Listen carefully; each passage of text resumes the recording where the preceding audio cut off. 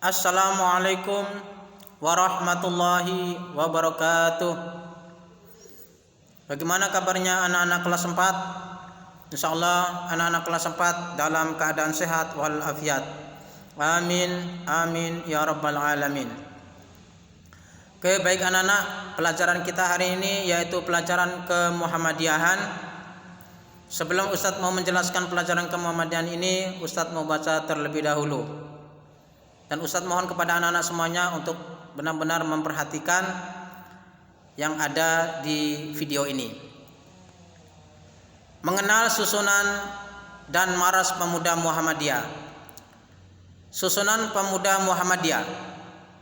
Susunan organisasi pemuda Muhammadiyah terdiri dari 1. Pimpinan Pusat Pemuda Muhammadiyah.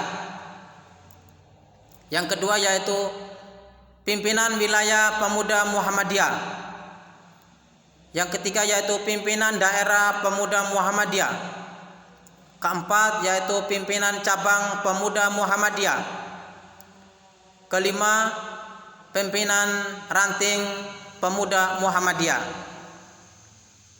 Yang pertama yaitu Pimpinan Pusat Pemuda Muhammadiyah. Pimpinan pusat adalah pimpinan tertinggi yang memimpin gerakan secara keseluruhan.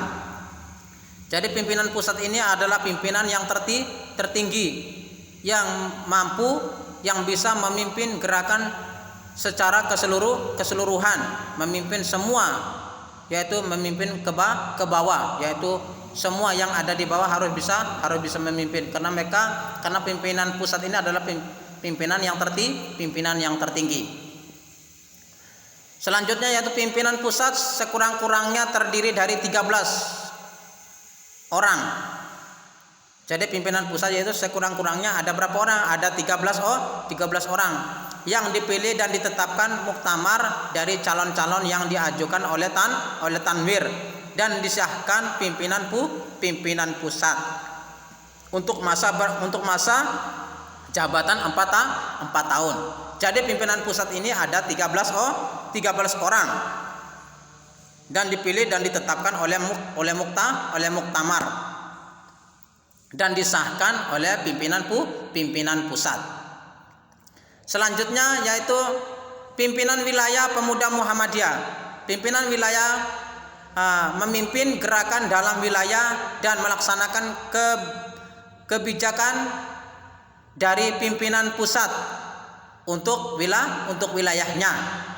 Jadi pimpinan wilayah memimpin gerakan dalam wilayah, yaitu seperti di daerah provinsi, dan melaksanakan kebijakan dari pimpinan pusat.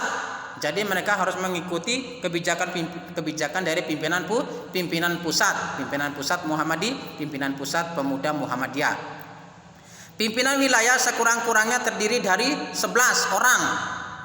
Nah, dari 11 orang yang ditetapkan oleh yang ditetapkan oleh pimpinan pusat untuk masa jabatan 4 tahun. Dari calon yang dipilih dan musyawarah wilayah. Nah, jadi semua ada 11 untuk wilayah atau untuk provinsi, yaitu ada 11 orang dan masa jabatannya ada 4 tahun. Dari calon-calon yang dipilih dan musyawarah wilayah atau musyawarah wilayah provinsi. Selanjutnya pimpinan daerah Pemuda Muhammadiyah. Pimpinan daerah memimpin gerakan dalam daerahnya dan melaksanakan kebijakan dari pimpinan di atasnya. Jadi pimpinan daerah yaitu daerah kabupaten, daerah itu contohnya seperti kabupaten, yaitu mereka harus melaksanakan kebijakan dari apa? Dari pimpinan di atasnya. Mereka harus mengikuti peraturan di atasnya, yaitu apa? Wilayah atau provinsi. Pimpinan daerah sekurang-kurangnya terdiri dari 9 orang. Dari 9 orang ditetapkan oleh pimpinan wilayah untuk masa jabatan 4 tahun dari calon-calon yang dipilih dalam musyawarah daerah. Jadi untuk daerah pemuda Muhammadiyah yaitu ada 9 orang. Nah, ada 9 orang yaitu pemimpin. Dan masa jabatannya ada 4 tahun. Nah, 4 tahun. Dari calon-calon yang dipilih dalam musyawarah daerah yaitu contohnya seperti musyawarah daerah kabupaten. Oke, paham anak-anak ya? Oke, selanjutnya pimpinan cabang pemuda Muhammadiyah. Pimpinan cabang memimpin gerakan dan cabangnya dan melaksanakan kebijakan dari pimpinan di atasnya. Dari pimpinan cabang ini harus melaksanakan dari kebijakan dari pimpinan di atasnya harus mengikuti pimpinan yaitu pimpinan pemuda Muhammadiyah yaitu pimpinan pemuda daerah Muhammadiyah. Jadi cabang ini harus mengikuti di atasnya. Pimpinan cabang sekurang-kurangnya terdiri dari 7 orang. Jadi untuk cabang yaitu pemimpinnya itu ada 7 orang ditetapkan oleh pimpinan daerah atau kabupaten. Untuk masa berapa tahun? Untuk masa selama 4 tahun dari calon-calon yang dipilih dalam musyawarah cabang. Oke, paham anak-anak ya? Oke, selanjutnya pimpinan ranting pemuda Muhammadiyah. Pimpinan ranting memimpin gerakan dalam rantingnya dan melaksanakan kebijakan dari pimpinan di atasnya. Jadi pimpinan ranting ini harus melaksanakan kebijakan atas perintah yaitu cabang, yaitu seperti kecamatan harus mengikuti kebijakan di atasnya. Pimpinan ranting sekurang-kurangnya terdiri dari 5 orang. Untuk ranting ada 5 orang dan ditetapkan oleh pimpinan cabang untuk masa jabatan berapa tahun? Untuk masa selama 4 tahun dari calon yang dipilih dalam musyawarah ranting yang dipilih dalam ranting.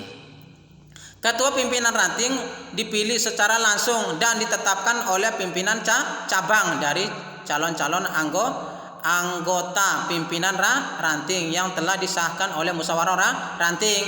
Jadi pemimpin ranting yang sudah dipilih, yang sudah ditetapkan oleh pimpinan cabang dari calon anggota pimpinan ranting. Jadi dari 5 orang tadi itu harus ada yang menjadi ketua. Dari 5 orang tadi. Paham anak-anak ya? Selanjutnya pimpinan ranting dapat mengusulkan tambahan anggotanya. Jadi untuk pimpinan cabang, untuk pimpinan ranting untuk bisa mengusulkan lagi kepada mana? Kepada cabang untuk menambah anggotanya untuk bekerja ya, bekerja untuk Muhammadiyah. Untuk apa? Untuk pekerjaan-pekerjaan yang kira-kiranya kesulitan untuk bisa menambah anggotanya, biar pekerjaan tidak terlalu berat, biar anggotanya juga tambah banyak. Paham anak-anak ya? Oke, baik anak-anak, mungkin hanya ini yang dapat Ustaz sampaikan, yaitu ada 5 pimpinan yang insya Allah anak-anak sudah mendengarkan barusan, sudah Ustaz jelaskan. Oke, baik anak-anak, sebelum kita mengakhiri pelajaran ini ada tugas yang perlu Ustaz suruh kalian anak-anak untuk mengerjakan ya, yaitu ada 5 ya, ada 5. Nanti anak-anak kalau sudah mengerjakan, kalau anak-anak kesulitan, anak-anak bisa melihat di video barusan yang Ustaz jelaskan ya di depannya tadi. Nanti anak-anak bisa mengisi di sini, ada 5 soal. Setelah itu anak-anak bisa foto dan kirimkan langsung ke Ustaz Sudirman. Oke, baik anak-anak, mungkin hanya ini yang dapat Ustaz sampaikan. Oke, Ustaz tidak bosan-bosannya untuk selalu mengingatkan anak, jangan lupa sholat 5 waktunya, mengajinya, terus belajar yang semangat, terus berhubungan baik kepada Allah, tetap selalu baik, dan berhubungan baik juga kepada manusia. Oke, mungkin hanya ini yang dapat Ustaz sampaikan. Apabila ada salahnya, saya minta maaf yang sebesar-besarnya. Wa akhirul kalam. Assalamualaikum warahmatullahi wabarakatuh.